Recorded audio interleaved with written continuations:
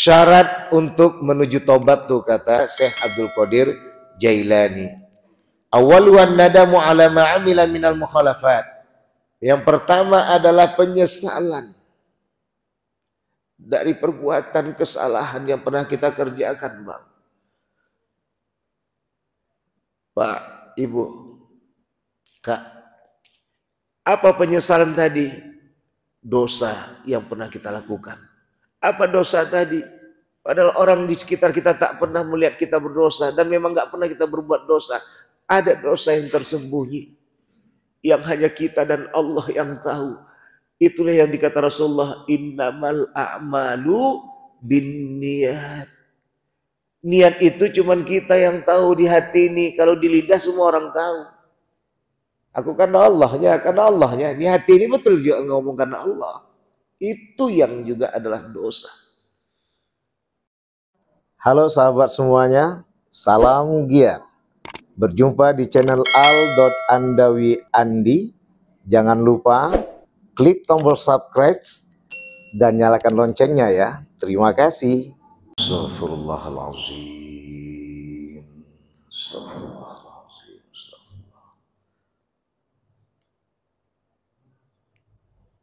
Allahumma salli ala sayyidina ilaihi antal maqsudi wa ridaka matlubi.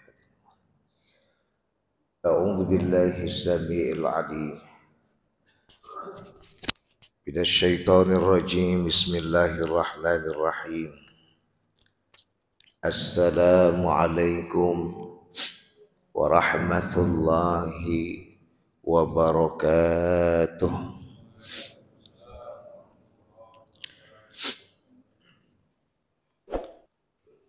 Alhamdulillah wa syukru lillah wassalatu wassalamu ala rasulillah sayyidina Muhammad wa mawalah. Asyhadu an la ilaha illallah wahdahu la syarika lah wa asyhadu anna Muhammadan abduhu wa rasuluh la nabiyya ba'da. Rabbi israh li sadri wa yassir li amri wahlul 'uqdatam min lisani yafqahu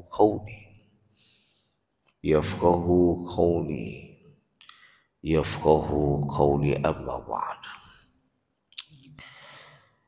Wa qala Allah ta'ala fi kitabil karim fi surati at-tahrim fi ayat 8. A'udzu billahi minasy syaithanir rajim. Bismillahirrahmanirrahim. Ya ayyuhalladzina amanu tubu ilallahi taubatan nasuha ila akhir ayat. Illa fi afatina bi kulli madara saqa tahiruka. Inna syarad dawabi 'indallah sumul bukmul ladzi la ya'qilun. Bapak-bapak, ibu-ibu, saudara-saudari sekalian yang dirahmati Allah Subhanahu wa taala. Puja dan puji syukur kita limpahkan senantiasa kehadiran Allah yang Maha Esa dan Maha Kuasa yang telah memberikan kepada kita ridhonya. Tanpa ridhonya tak akan bisa kita melangkah ke masjid yang kita cintai ini, silaturahmi. Mensilahkan menjalin jalinan yang penuh dengan kasih sayang antara jasad dan ruh kita, menjalinkan dengan penuh kasih sayang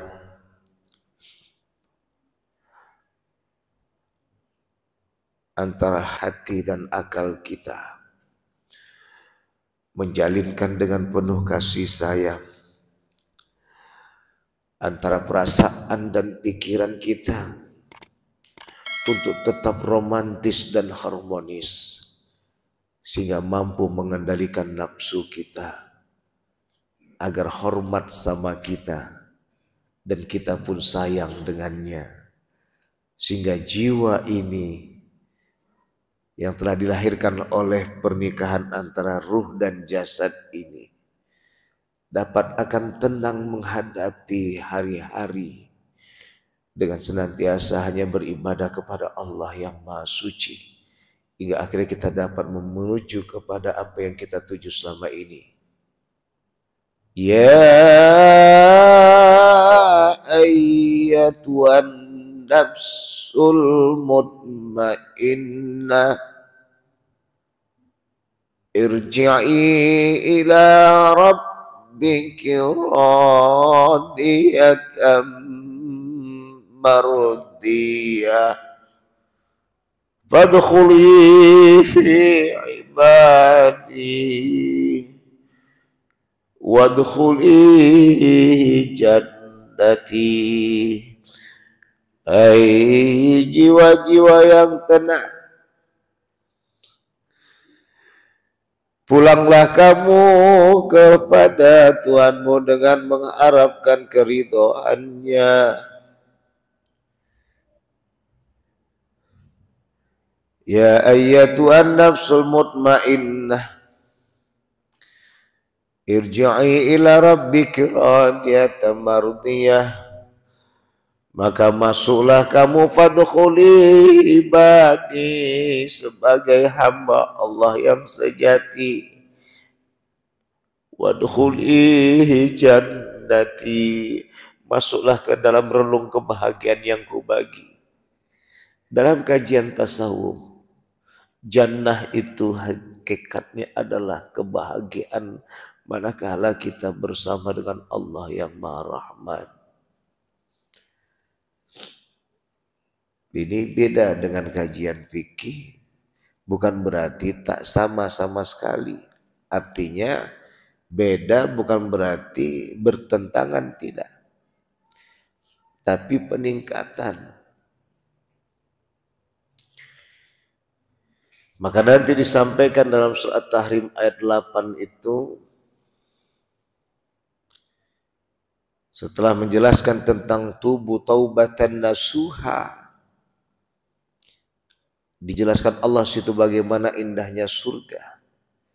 Tapi pada kalangan mereka-mereka yang bertasawuf, yang berihsan, yang menghambakan dirinya menyembah Allah seakan-akan melihat Allah. Kalaupun kita tak melihat Allah, Allah melihat kita. Tentu malu kiranya penampilan bagus ketika berhadapan dengan makhluknya, tapi tak bagus penampilan kita ketika berhadapan dengan Allah Subhanahu wa ta'ala. Menghadapi orang kaya raya hebat, kita berpenampilan rapi. Menghadapi para wali kota, bupati, gubernur, dan menteri, serta presiden, luar biasa. Ngutang pun jadi. Tapi untuk menghadapi Allah yang menciptakan semua yang kita hormati tadi, tak pernah kita peduli. Bagaimana kita untuk mendapatkan ridhonya? Bagaimana kita mau mendapatkan kuasanya? Bagaimana kita mau mendapatkan segala pemberian yang kita minta kepadanya? Kita sendiri menjauhkan diri darinya. Padahal Allah sudah menyatakan, wa idza sa'alaka ibadi anni, apabila apabila bertanya hamba-hambaku tentangku, fa inni qarib, sungguh aku dekat. Tapi siapa yang membuat ia jadi jauh? Kita lebih hebat mendekatkan diri dengan orang yang berharta dan bertahta. Tapi kita selalu menjauhkan diri dengan yang menciptakan kedua itu, orang yang berharta dan bertahta itu.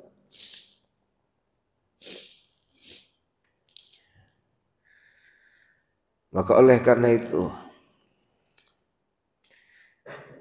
Kesadaran inilah kita kembali kepada Allah yang Maha Satu.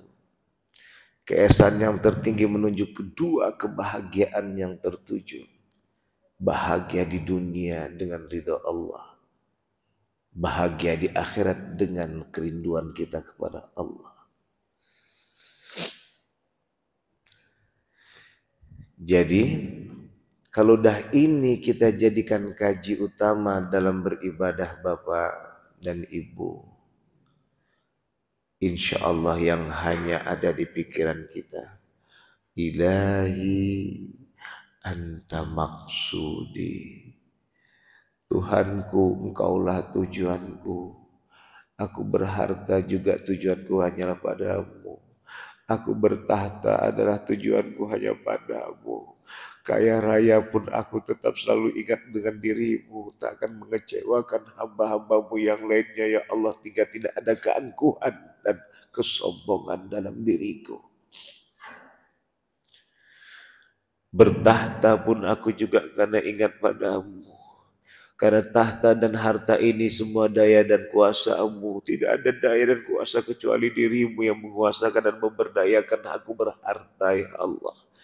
Tidak ada daya dan kuasa kecuali dirimu yang membuat aku berdaya dan berkuasa dalam kekuasaanku ya Rahim. Maka selalu aku ingat padamu, engkaulah tujuanku. Waridhoka matlubi, ridhomulah yang kupinta ya Allah.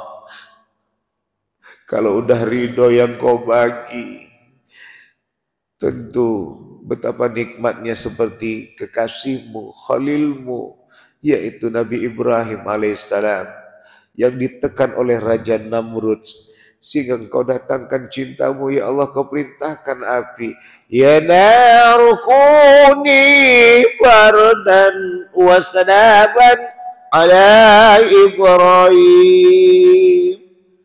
Wahai api, dinginlah engkau, selamatkanlah Ibrahim. Tidak habis, tidak hangus, tidak ada bersisa istilahnya. Nabi Ibrahim tadi dibakar? Tidak.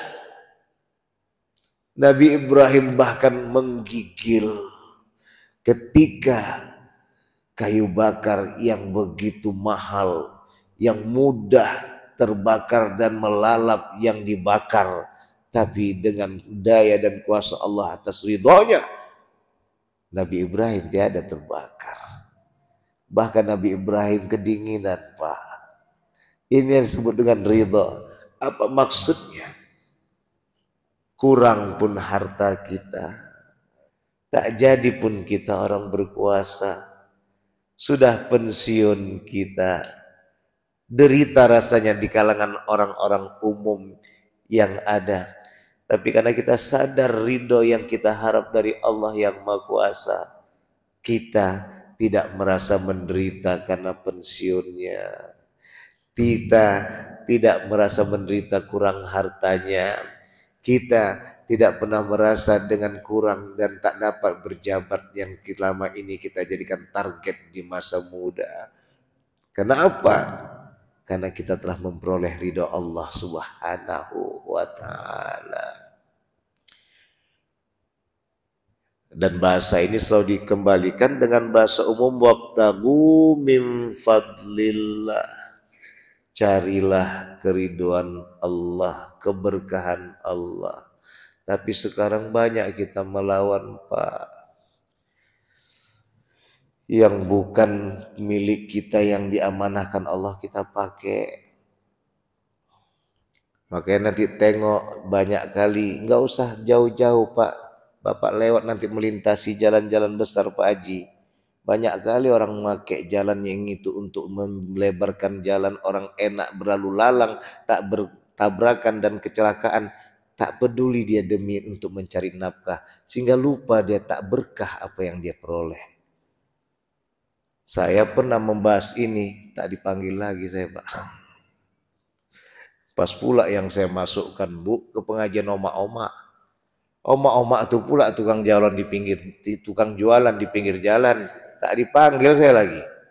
Saya membahas tentang rezeki itu berkah karena muncul pertanyaan, sholat nyawa Ustadz, puasa nyawa Ustadz, awak pun bekerja Ustadz, hal yang dibuat. Maka saya bahas ada yang selip itu Bu, apa mungkin kita berjualan di tempat yang nggak layak kita jualan, seakan-akan itu tanah milik kita. Ada lagi yang membuka usaha tadi di simpang jalan, berapa banyak orang kecelakaan tak peduli dia. Dari mana? Yang pelanggan yang parkir sembarangan. Islam itu indah, tapi tak pernah kita memperindah,nya dengan pemahaman yang berkah. Itulah dia Bapak dan Ibu yang dimuliakan oleh Allah. Itu baru di perjalanan, belum lagi di pemerintahan. Nanti ada bagian struktural, ada bagian fungsional. Sekarang yang fungsional dilimpahkan struktural, maya lagi nak dikaji untuk menyampaikan pembelajaran, pengajaran. Di situ otaknya ngatur berkas, di situ otaknya membaca buku, di situ otaknya nak menyampaikan ilmu kepada murid dan mahasiswanya. Maya yang tidak didapat, apa yang tak diperoleh, berkah. Tiba-tiba habis uang bapak, hilang uang ibu, tak ada kesalahan kita tilik. Alhamdulillah kita membersihkan diri. Rupanya disinilah Allah nak melihat, setiakah kau menuhankan aku selama ini. Bukan diponis uang itu haram, tak ada yang perbuatan haram kita buat. Nanti kadang ada nih, itulah Pak, Bu, mungkin Bapak Ibu malas bersedekah. Padahal udah tahu kan satu kampung ibu itu tukang sedekah, bapak itu tukang sedekah, tapi kena juga bala dan cobaan dari Allah, ujian dari Allah. Padahal apa yang diminta Allah? Betulnya kau setia denganku, mencintaiku dan menyatakan aku Tuhanmu satu-satunya. Kul huwallahu ahad. Katakanlah Allah itu Tuhan yang esa. Kau esakan aku atau harta yang hilang darimu itu? Inilah yang didalami oleh baginda besar Nabi Muhammad sallallahu alaihi wasallam. Maka kita berselawatlah kepada beliau, karena beliaulah yang telah mengajarkan cinta ini kepada kita. Dua yang sudah diungkapkan kepada kita, dua inilah yang nyata-nyata harus kita ingatkan bersama, dan dua inilah yang harus kita perdalami dalam kehidupan kita kesehariannya. Yang pertama adalah alastu birabbikum qalu bala syahidna. Apakah aku ini Tuhanmu? Kata Allah. Di saat ruh itu belum masuk ke jasad kita, Pak. Apakah itu bangsa jin, apalagi kita bangsa manusia, sama semuanya. Alastu birabbikum qalu bala syahidna. Semua mengatakan.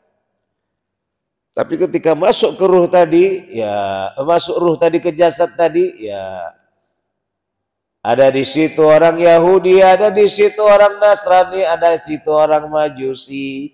Siapa dia? Orang tuanya. Batallah perjanjian dia dengan Allah di Laul Mahfud. Tapi ketika dia balik tiba, berpikir akalnya, berasa hatinya, dan berkata, layakkah yang dituhankan orang tuaku itu adalah Tuhan yang kutuhankan? Makanya dikasih kita pertama itu surat Iqra bismi rabbikal ladzi khalaq. Bacalah dengan nama Tuhanmu apa-apa yang telah diciptakan. Mendainya yang disembah tuh, betul yang disembah tuh, betul-betulnya kita cocok untuk nyembah itu. Pikirlah. Nah ini kalau perkara sembah-sembah, jangan lupa nanti 27 November Pak, pikir-pikir betul. Mana yang memberantas maksiat, itulah yang harus dipikirkan untuk jadikan perwakilan kita menyelamatkan kota yang kita cintai ini. Bapak dan Ibu yang dimuliakan oleh Allah, tadi sudah saya ajak jalan-jalan mengingat apa yang kita lupakan. Yang kedua di surah At-Tahrim Allah peringatkan ayat 6. Hai orang-orang yang beriman, jagalah dirimu dan keluargamu dari api neraka. Ya ayyuhalladzina amanu qu anfusakum wa ahlikum naro. Ya ada kita jaga.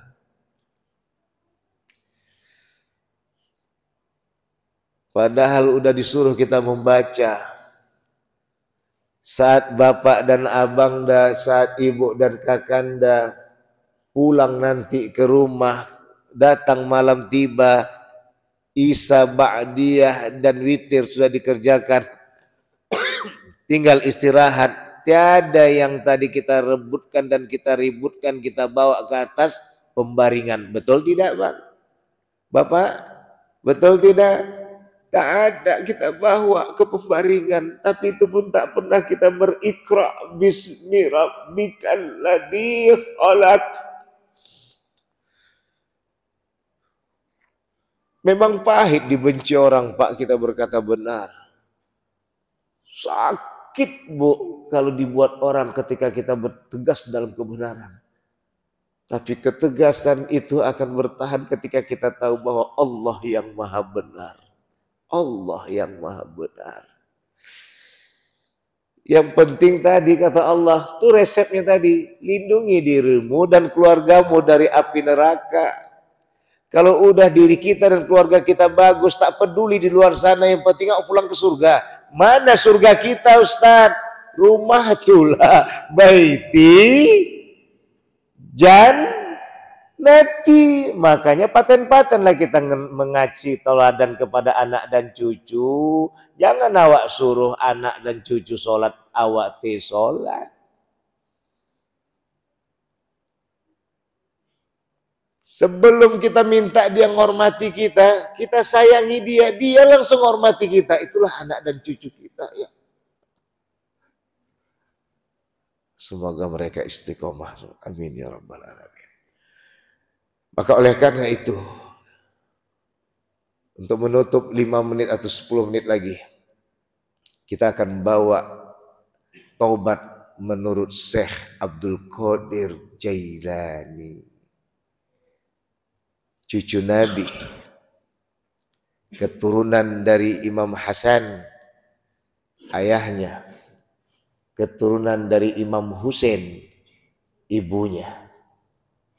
Maka beliau adalah bisa dikatakan Habib.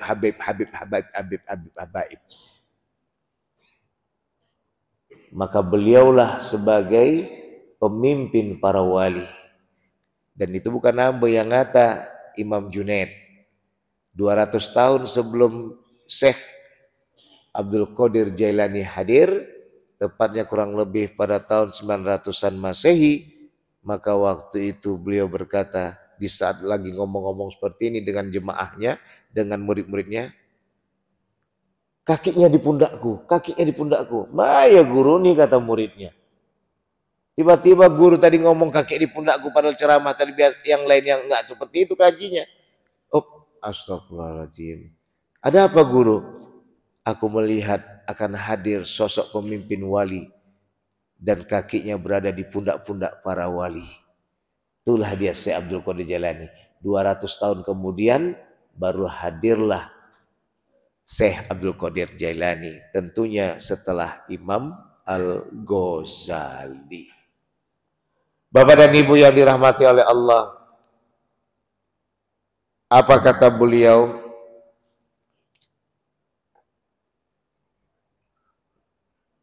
Taubat itu tentunya kita sudah tahu. Sebagaimana kata Rasulullah, at-taubatu an-nadamah. Tobat itu adalah penyesalan. Maka tadi kita ajak jalan-jalan untuk menyesali yang kita pernah perbuat selama ini, Bunda. Walaupun orang sekitar kita tak tahu dengan apa yang kita perbuat ya, ayah sendiri yang tahu dengan Allah. Ayah sendiri yang tahu dengan Allah. Bunda kami tak tahu walaupun sepembaringan dengan ayah. Ayah sendiri yang tahu dengan Allah. Apakah yang kita kerjakan itu karena dia atau karena ria? Itulah yang membuat kadang tetesan air mata yang berlinang dikala kita beribadah. Meskipun tak ke sana, tapi takut kita melakukan itu karena ria. Karena ria itu bisa menyingkirkan kita dari genggaman dan pelukan dekapan cinta Allah bersama kita. Minta izin Bapak dan Ibu sekalian, kami orang-orang tasawuf nih bukan berarti sombong tak mengharapkan surga. Tapi surga itu kami harapkan, namun bukan surga seperti yang dilihat. Apa itu? Adalah bersama Allah. Betapa Bunda surganya ketika merindukan ayahanda kami. Betapa ayahanda dapatkan surganya ketika merindukan Bunda kami. Padahal di situ ada kulkas yang baru dibeli, ada kereta NMAX yang baru diambil di toko tadi, ada mobil mewah yang sudah beli. Tapi tak teringat kita semua kulkas NMAX dan mobil serta perabot yang baru kita miliki. Yang kita ingat adalah orang yang kita cintai. Yang kita cintai itulah ibarat analogi Allah Subhanahu wa Ta'ala. Tidak kita bayangkan tadi air mengalir, sungai yang indah, buah-buahan yang ranum. Tidak. Itu mungkin kelasnya nanti lain lagi. Kelas yang orang anak SD, anak mau masukkan ke SD. Kita kan udah lama kita berislam nih. Dan ternyata itulah yang membuat semangat kita untuk beribadah. Apa dia bang? Mengharapkan cinta Allah. Kau udah cinta Allah, pahit jadi manis.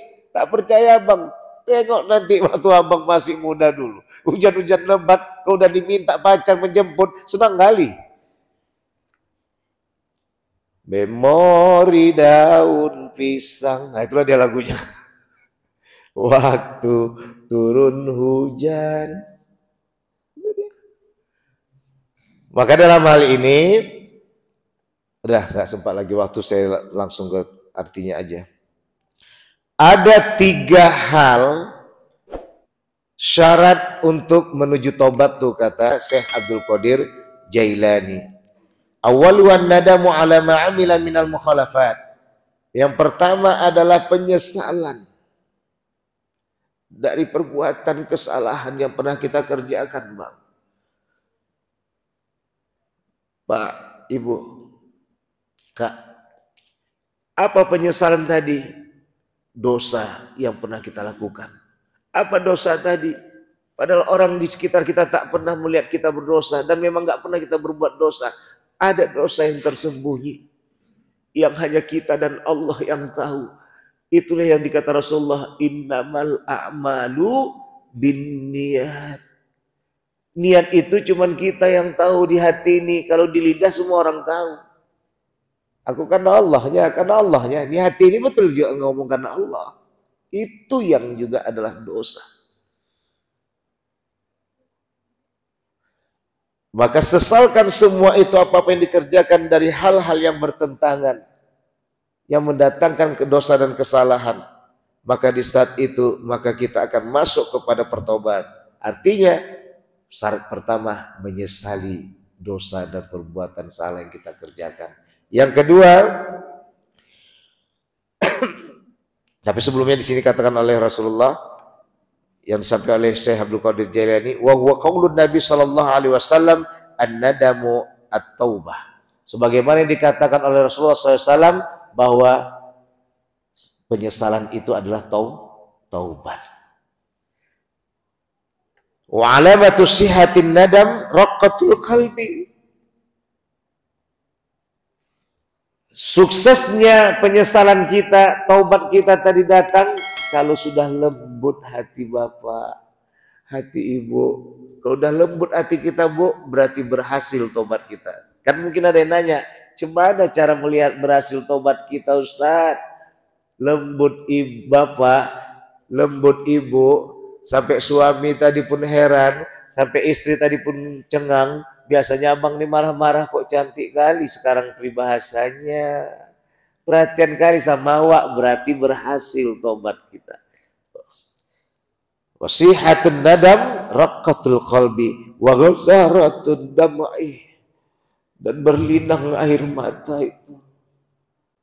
Lihada amali tawabin, inilah yang selalu dilakukan oleh para orang yang bertobat. Ruya anin Nabi sallallahu alaihi wasallam, maka Rasulullah sallallahu alaihi wasallam bersabda berikutnya mengatakan, annahu qala jalisu tawabin fa inna maraku afidatah, duduklah bersama orang-orang yang bertobat, karena sungguh orang-orang yang bertobat itu lembut-lembut hatinya. Jadi gitu dia Bu, Bapak. Kalau Bapak Ibu mau melihat tempat duduk yang kita duduk bersama sama orang-orang ini lembut-lembut, walaupun bukan ustadz dia, berarti orang-orang bertobat itu. Tapi kalau bapak-bapak dan ibu-ibu duduk-duduk di kalangan orang-orang tadi nyakiti perasaan kita, walaupun dia tadi ustadz dan yang lain sebagainya, berarti bukan orang bertobat itu. Artinya adalah orang yang selalu mengabsenkan dirinya hari-harinya dengan pertobatan. Dari saya Pak ya, tapi jangan langsung diponis. Tak betul kau nih, berarti kau kayak gini, berarti tak ada pernah tobat. Jangan pula gitu Pak. Gaduh nanti suasana. Jadi itulah dia barometernya Ustadz, bagaimana kita bisa untuk melihat siapa yang cocok kita ajak berkawan. Siapa-siapa yang lembut hatinya. Artinya bagaimana? Yang tak pernah menyinggung perasaan kita. Maksudnya bagaimana? Yang selalu memperhatikan kita dikala kita bergaul dengannya. Itulah cara berkawan tuh. Itulah kata Rasulullah, berkawanlah dengan orang yang jual minyak wangi. Awak tak beli, tapi tetap wangi itu akan kena kepada kita sendiri. Jangan berkawan dengan orang yang pandai besi. Awak tak mesan besinya, awak pula kecipratan apinya. Yang punya pesan besi belum dibagi, karena awak pula yang berkawan dengan pandai besi. Awak pertama yang terbakar luar. Maka Bapak dan Ibu sekalian, ini yang kedua, tarkuzalat, tinggalkanlah semua kesalahan itu. Sudah disesali, tinggalkanlah kesalahan itu, kata Syekh Abdul Qadir Jailani, fi jami'il halat wasa'ad. Tinggalkan semua kesalahan dosa yang pernah kita perbuat di setiap keadaan dan waktu. Tinggalkan Pak. Itu yang kedua. Yang terakhir, wathalis azmu ala alla ya'udu ila mithli maqtarafa minal ma'asi wal khati'at. Berjanji dan bertekad kuat untuk tidak melakukan kembali perbuatan dosa yang pernah kita kerjakan. Mudah-mudahan kajian ini dapat bermanfaat bagi kita semua. Tinggal satu kata kuncinya Bunda dan Ayanda, jangan pernah sungkan untuk mengakui kesalahan dan dosa yang pernah kita lakukan selama ini. Jadikanlah tadi tujuan kita adalah Allah, ridho Allah yang kita pinta. Insya Allah kita akan dapat bahagia. Subhanakallahumma bihamdika, asyhadu an la ilaha illa anta, astaghfiruka wa atubu ilaik. Pada Bapak dan Ibu sekalian saya minta maaf. Wallahu muwaffiq ila aqwamit thoriq, fastabiqul khairat. Wassalamualaikum warahmatullahi wabarakatuh.